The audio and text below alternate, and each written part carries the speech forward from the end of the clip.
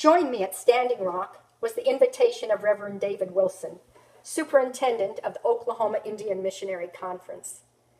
David and members of his conference had made numerous trips to Standing Rock to offer tangible support and solidarity with the people there.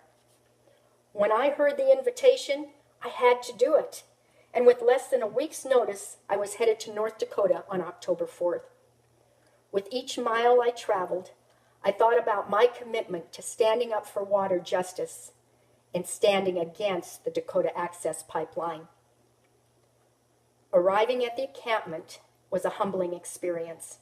It was a bone-chilling 40-degree day with sharp winds blowing over 40 miles per hour.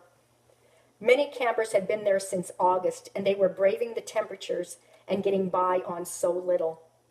There was no electricity, no water supply, and limited cell phone service. A few were living in motor homes, others in teepees, but most were in lightweight camping tents and pup tents. I had only been there a few hours, and I was cold and I was aching for relief from the harsh conditions, and winter hadn't even arrived. At the campsite, we met a young man from South Dakota. He greeted me as his neighbor. He was Lakota, and the Lakota tribe reaches into Nebraska. He told us he was unemployed. He didn't have a job, but Standing Rock is where he was working now. He delivered an eloquent testimony of working for climate justice, safe water, and standing with his people. He asked if I could give him a hug. I hugged him, and he held on for a very long time.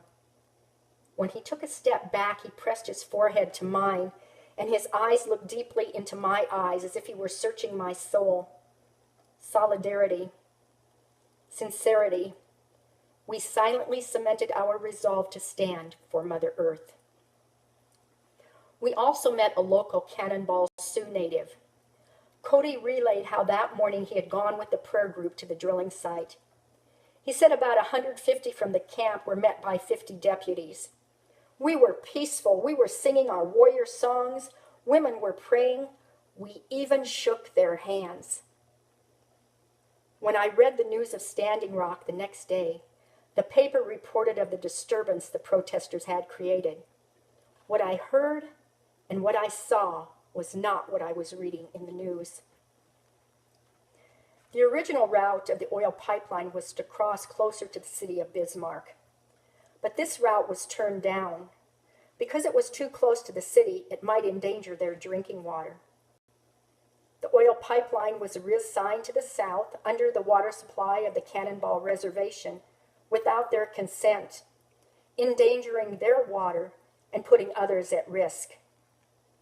Running just a half mile from the reservation boundary, the oil pipeline would cross the Missouri River, which provides drinking water for millions of Americans and irrigation water for thousands of acres of farming and ranching land, as told to us by Reverend Wilson.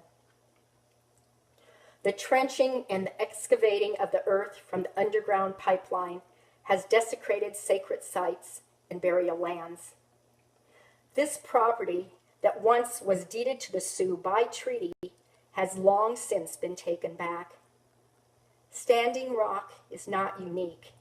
It is emblematic of how indigenous communities have been treated worldwide. And so we gather at Standing Rock, Native peoples and supporters from around the world, to stand in solidarity and say no more. At the camp, I was introduced as Louise Neiman, representing Nebraska and Kansas, a United Methodist woman, a human rights activist for women and children. I have never been given such an important title. As a United Methodist woman, I am adding my voice to this call for justice. The Native people at Standing Rock asked me to tell their story and share their message to everyone who would hear my voice. The message at Standing Rock Camp is very clear. They are determined to stay put until the drilling is stopped.